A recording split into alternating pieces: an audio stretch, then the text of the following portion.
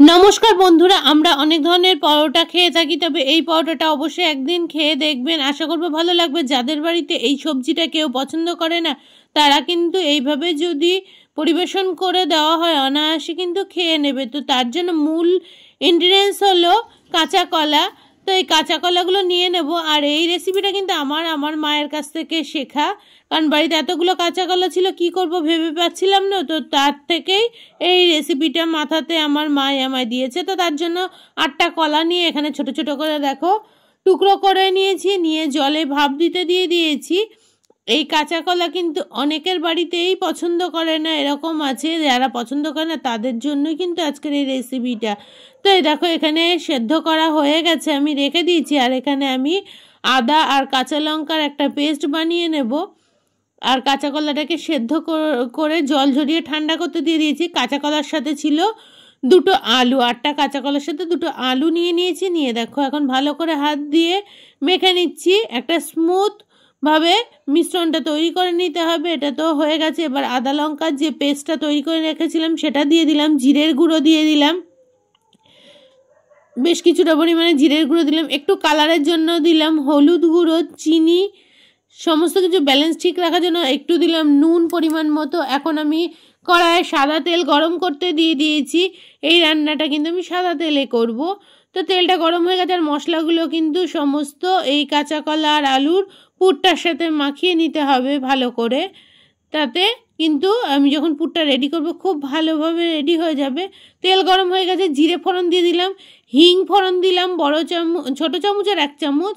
এবার কিন্তু মিশ্রণটা আমি দিয়ে দিচ্ছি। হিংয়ের ফ্লেভারটা কিন্তু দারুণ লাগবে এই রেসিপিতে। হিংটা কিন্তু অবশ্যই অ্যাপ্লাই করবেন, কারণ এটা যেহেতু পেঁয়াজ রসুনের কোনো ব্যবহার হচ্ছে না, তো এই পুরটা কিন্তু হিংয়ের সাহায্যে কিন্তু টেস্টটা দ্বিগুণ বাড়িয়ে দেবে।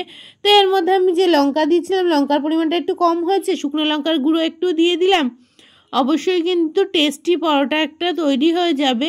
আর যদি কাউকে না বলেন, কেউ কিন্তু ধরতেও পারবেন না আপনি কি দিয়ে পরোটাটা বানিয়েছেন, অনায়াসে কিন্তু হাসি মুখ করে খেয়ে নেবে। তো যাই হোক, কথা বলতে বলতে পুরটা রেডি হয়ে গেছে। আমি 2টো মিডিয়াম সাইজের লেবু নিয়ে নিয়েছি, লেবুর রস দিয়ে দিলাম। এখানে আপনারা চাট মশলাও ব্যবহার করতে পারেন, আমচুর পাউডারও ব্যবহার করতে পারেন। তাই লেবুর রসটা ভালো করে মিশিয়ে নিয়ে একটা ম্যাগি মশলার প্যাকেট দিয়ে দিলাম। বাচ্চারা তো ম্যাগি মশলার ফ্লেভারটা পছন্দ করে সবাই, তো বাড়ির বাচ্চা বড় সবাই কিন্তু হাসি মুখে খেয়ে নেবে। পুরটা কিন্তু আমার রেডি হয়ে গেছে, দেখতেই পাচ্ছি কড়াই থেকে কিন্তু ছেড়ে আসছে, মানে পুরটা আমার রেডি। পুরটা ঠান্ডা করতে দিয়ে দিতে হবে, একটু ভালো করে নাড়াচাড়া করে নিয়ে। তো একদম কিন্তু আমার রেডি হয়ে গেছে। এখন আমি কড়াই থেকে নামিয়ে নেব।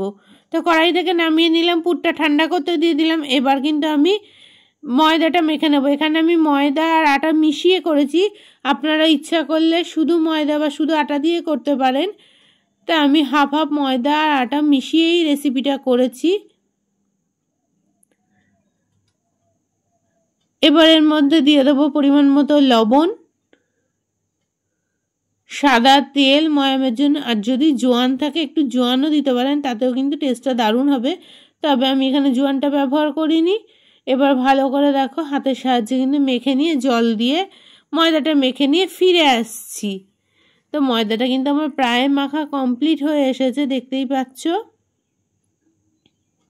একটু তেল হাতে নিয়ে ভালো করে ময়দার গায়ে মাখিয়ে নিলাম। এতে ময়দাটা আটা ময়দা যাই হোক, এইভাবে যদি মাখিয়ে নেওয়া যায় তেল দিয়ে, তাহলে কিন্তু থালার গায়ে লাগে না।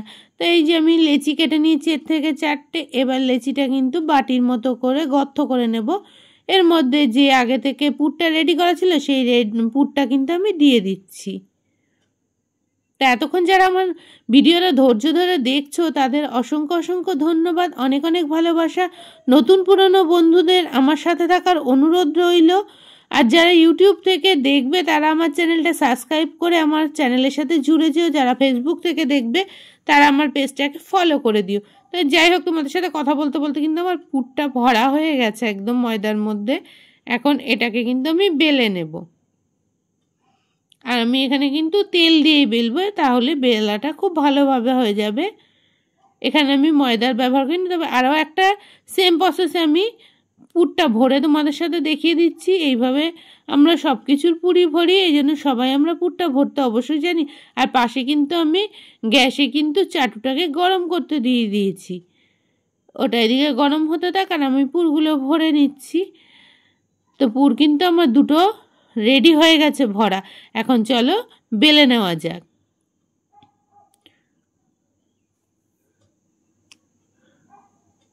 সুন্দরভাবে দেখো আমি তেল এপিট ওপিট করে মাখিয়ে নিচ্ছি লেচির গায়ে। এবার হালকা হাতে আমি বেলে নেব।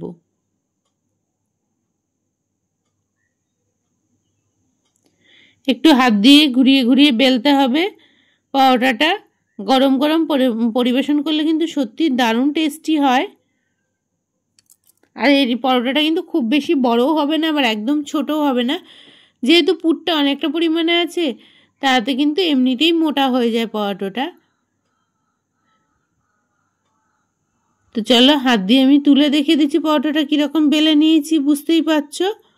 এখন আমি আগে থেকে ফ্রাই প্যানটা গরম করে রেখে দিয়েছি, ওর মধ্যে দিয়ে দিলাম পরোটাটা। এদিকে ওটা রেডি হতে থাক, আরও একটা সেমভাবে আমি বেলে নিচ্ছি। অবশ্যই কেউ খেয়েছো কিনা কমেন্ট করে জানাবে কাঁচা কলার এই পরোটা। আমি কিন্তু আজকে ফার্স্ট টাইম অ্যাপ্লাই করলাম, আগেই বললাম আমার মায়ের কাছ থেকে শিখে করেছি, কিন্তু সত্যি খেতে খুবই ভালো লেগেছিল। যে কোনো জিনিসই আমরা নষ্ট করতে তো পছন্দ করি না, কোনো না কোনোভাবে যদি আমরা খাওয়াটা একটু টেস্টি করে বানিয়ে দিই, সবাই কিন্তু অনায়াসে খেয়ে নেবে আর বুঝতেও পারবে না কি দিয়ে বানানো হয়েছে যদি না বলেন। তো আমার কিন্তু আরও একটা পরোটা কিন্তু বেলা হয়ে গেছে, এটাও কিন্তু এদিকে সেঁকা হয়ে গেল। আমি কিন্তু এখানে অল্প তেল দিয়ে করেছি, তোমরা ইচ্ছে হলে একটু বেশি করে তেল ব্যবহার করতে পারো। তো এটা দেখতে পাচ্ছ একটু একটু করে ফুলে উঠছে কিন্তু পরোটাগুলো। এপিট ওপিট করে একটু সময় নিয়ে পরোটাটাকে ভাজতে হবে।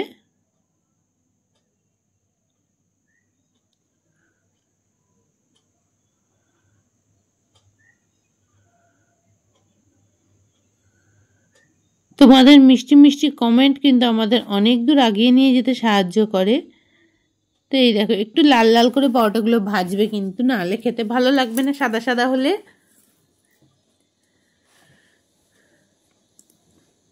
তো চলো আমার কিন্তু একটা পরোটা ভাজা হয়ে গেছে, তুলে নিচ্ছি।